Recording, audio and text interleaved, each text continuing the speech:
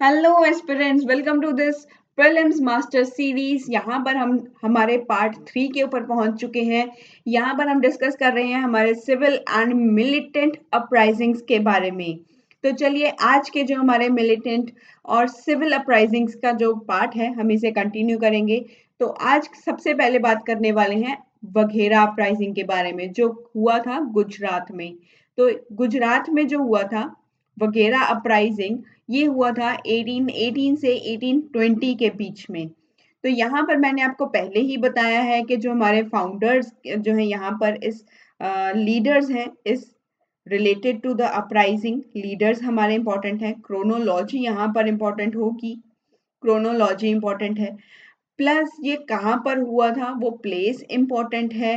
कारण क्या है ये इतना मैटर नहीं करता, ये इतना मैटर नहीं करता, बस लीडर इंपॉर्टेंट है। कहाँ पर हुआ था, कितना कौन से ईयर में हुआ था, ईयर क्रोनोलॉजी, ये सब चीज़ें ही इम्पोर्टेंट होती हैं हमारे इन मिलिटेंट अपराइजिंग्स के अंडर। तो चलिए आज का जो है वगैरह अपराइजिंग को देखेंगे। इसमें जो मेन लीडर्स थे वो थे वगैरह चीफटेन्स। और इसका कारण क्या था, जो इकोनॉमिक एक्सप्लॉयटेशंस हुए, एनेक्सेशन पॉलिसीज को जो फॉलो अप किया ब्रिटिशर्स ने, इन सब चीज़ों ने ट्रिगर किया था इस रिबिलियन को। ये रिबिलियन का कारण ही इकोनॉमिक एक्सप्लॉयटेशन और जो एनेक्सेशन पॉलिसीज अपनाई गई थी ब्रिटिशर्स के द्वारा, वो सब इसका कारण बनी थी, इस रिबिलियन के होने का कारण बनी थी। तो इसका रिस्पॉन्स क्या निकला था? इसका रिस्पॉन्स था कि इस रिबिलियन को जो है इन्होंने एंड किया था विद अ पीस ट्रीटी।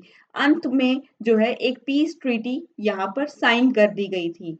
तो this is all about the वगैरह अपराइजिंग। इतना ज्यादा कुछ था नहीं, लेकिन इसमें आप इसकी क्रोनोलॉजी जरूर याद रखिएगा। और ये कहाँ हुआ था? ये हुआ था गुजरात में। तो ये हमारे लिए इम्पोर्टेंट है। तो गुजरात में ये हुआ था, तो इसे जो है मेमोराइज कर लीजिएगा। और कौन से ईयर में हुआ था इसे, ये भी यहाँ पर आप जो है मेमोराइज कीजिएगा। तो चलिए अब हम नेक्स्ट जो हमारा रिवॉल्ट है दैट इज अहोम रिवॉल्ट, इसके बारे में देखेंगे। जो ये 1828 में हुआ था असम के रीजन में। तो असम में जो रिवॉल्ट हुआ था वो था अहोम रिवॉल्ट। इसका कारण क्या था? इसका कारण था जब फर्स्ट बर्मा वॉर हुआ। फर्स्ट बर्मा वॉर जो हुआ था ये 1824 से 1826 तक हुआ था। तो यहाँ पर फर्स्ट बर्मा वॉर हुआ। इसके बाद क्या हुआ कि जो हमारे ब्रिटिशर्स थे, ब्रिटिशर्स ने असम से अपनी जो मिलिट्री थी, अपनी जो सेनाएं थी, उनको वापस नहीं किया था, वो हटाई ही नहीं थी। The Britishers did not withdraw from Assam. Burma war होने के बाद भी ब्रिटिशर्स ने अपनी आर्मी को, अपनी जो मिलिट्री थी वहां से, असम से इन्होंने नहीं हटाया था। तो यहाँ पर इनके ना हटाने की वजह से जो अहोम एरिया के जो लोग थे, अहोम क्षेत्रों को ये अपने में मिलाने की कोशिश कर रहे थे।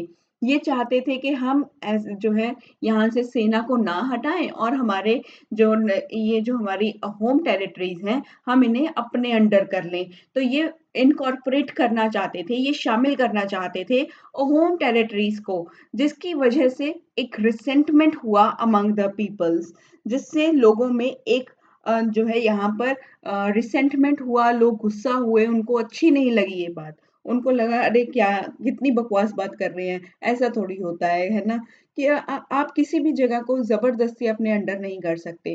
तो ये लोगों के अंदर जो है एक यहाँ पर रिसेंटमेंट हुआ था, उनको गुस्सा हो गए थे लोग कि हमें ये चीजें पसंद नहीं आ रही जो अंग्रेज कर रहे हैं, ये क्या ही कर रहे हैं। और यहाँ पर जो ब्रिटिशर्स थे उन्होंने फॉलो किया था, एक कॉन्सिलिएटरी पॉलिसी को फॉलो किया। एक कॉन्सिलेटरी पॉलिसी को इन्होंने फॉलो किया था, मतलब एक सुलह की जो नीति इन्होंने फॉलो की थी। तो उसके बाद क्या हुआ था, जो अपर असम था, अपर असम को हैंड ओवर कर दिया गया था टू महाराजा पुरंदर सिंह। इनको जो है असम जो है हैंड ओवर कर दिया गया था ओवर टू महाराजा पुरंदर सिंह। जो महाराजा पुरंदर सिंह थे, अहोम किंग थे, ये अहोम राजा थे, उनके हवाले कर दिया गया था। तो मेन लीडर्स जो इस रिवॉल्ट से जुड़े हुए हैं वो हैं गोमधार कोनवार, ये अहोम प्रिंस है। महाराजा पुरंदर सिंह, ये नरेंद्र गद्दाहर सिंह, और बहुत भी सारे। तो इन तीनों का तो नाम आप अच्छे से याद रखिएगा, ये मेमोराइज करने वाली चीजें हैं। ये आपको का जो है आप लोगों के लिए ये इम्पोर्टेंट है फ्रॉम द प्रीलिम्स पर्सपेक्टिव। तो ये हमने यहाँ पर इसका कॉज और इसका जो लीडर्स हैं वो हमने देखा, और ये हुआ था 1828 के अंदर, और असम में हुआ था अहोम रिवॉल्ट। तो चलिए नेक्स्ट चलेंगे विद कूका मूवमेंट। तो कूका मूवमेंट हुआ था, कूका मूवमेंट ये पंजाब में हुआ था 1840 से 1872 के बीच में। तो अभी कूका मूवमेंट के बारे में देखेंगे। जो कूका मूवमेंट है इसे नामधारी मूवमेंट भी कहा जाता है। इसको स्टार्ट किया था, इनिशिएट हुआ था ये 1840 में। 1840 में इसे इनिशिएट किसने किया था? इसको इनिशिएट किया था भगत जवाहर मल ने। भगत जवाहर मल जो थे, इनको सिया साहेब भी कहा जाता है, सिया साहेब भी कहा जाता है। और इन्होंने जो है इस मूवमेंट का जो है इनिशिएशन किया था, इसे स्टार्ट किया था। और कूका मूवमेंट को नामधारी मूवमेंट भी कहा जाता है। ये स्टार्ट कहाँ हुआ था? वेस्टर्न पंजाब में। वेस्टर्न पंजाब में इसे स्टार्ट किया गया था। जब इसे स्टार्ट किया गया था तो ये इसका जो मेन फोकस था वो था सोशियो रिलीजियस रिफॉर्म मूवमेंट। तो ये एक सोशियो रिलीजियस रिफॉर्म मूवमेंट के तौर पर ये स्टार्ट हुआ था इनिशियली। तो इसे सोशियो रिलीजियस रिफॉर्म मूवमेंट के तौर पर इसे स्टार्ट किया गया था।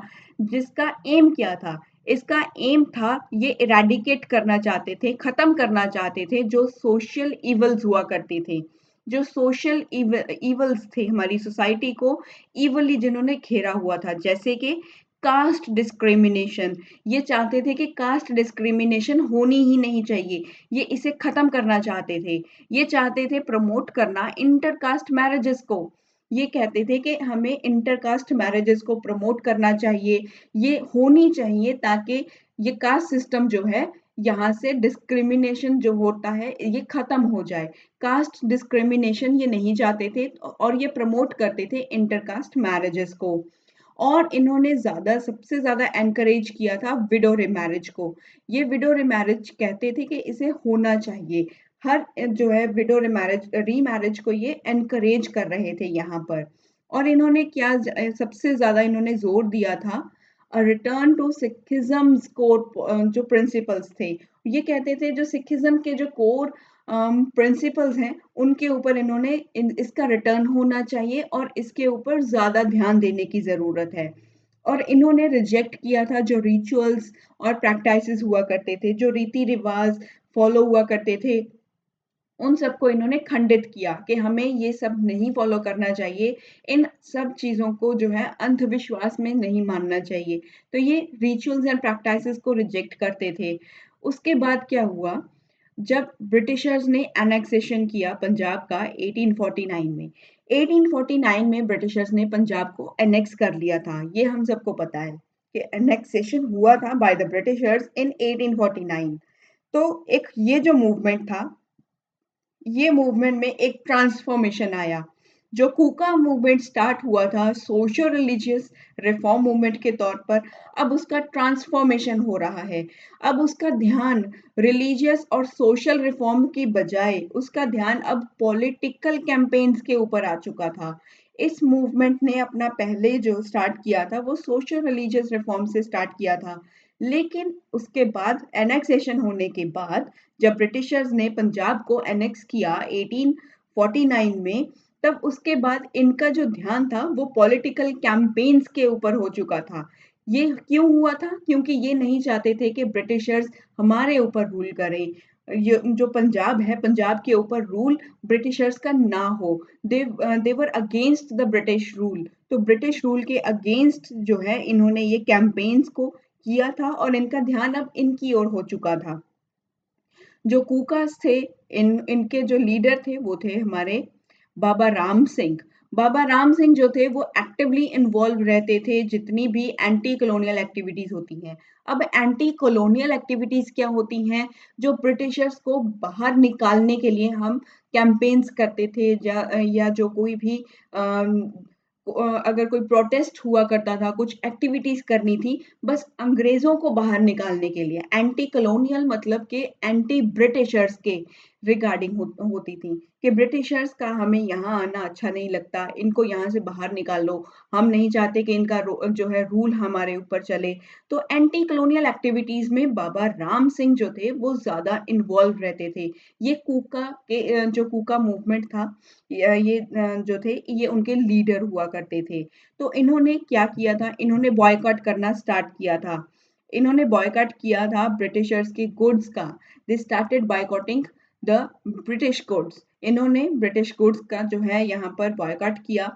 सर्विसेज जो वो प्रोवाइड करते थे उनका जो है यहाँ पर बॉयकॉट कर दिया था, और जो इंस्टीट्यूशंस इन्होंने ओपन किए थे उनका भी इन्होंने बॉयकॉट कर दिया था। तो बाबा राम सिंह जो थे, बाबा राम सिंह को बोला जाता है कि ये फाउंडर रहे हैं रामधारी सेक्ट के। जो नामधारी सेक्ट था इसके ये फाउंडर रहे हैं। और फिर बाद में इवेंचुअली बाबा राम सिंह को अरेस्ट कर लिया गया था एंड डिपोर्टेड टू रंगून इन 1872। तो 1872 में इनको डिपोर्ट कर दिया गया और इनको अरेस्ट कर लिया गया था। And this is all about the Kuka movement. तो हमने अभी कूका मूवमेंट के बारे में भी डिस्कशन कर लिया है। तो अगर आज की वीडियो आपको अच्छी लगी हो तो इसे शेयर ज़रूर करना। Do subscribe the channel for more such videos. अगर आपको चाहिए इस तरह के क्विक रिवीजन वाले वीडियोस आपको चाहिए तो I can provide you with more such videos. जो भी आपको टॉपिक लगता है कि यहाँ से आपको मुश्किल है, आप यहाँ से दोबारा से एक बार आपको क्विक रिवीजन चाहिए, तो मैं आपके लिए वो सब चीज़ें भी प्रोवाइड कर सकती हूँ। Thank you so much and once again keep learning, keep motivated.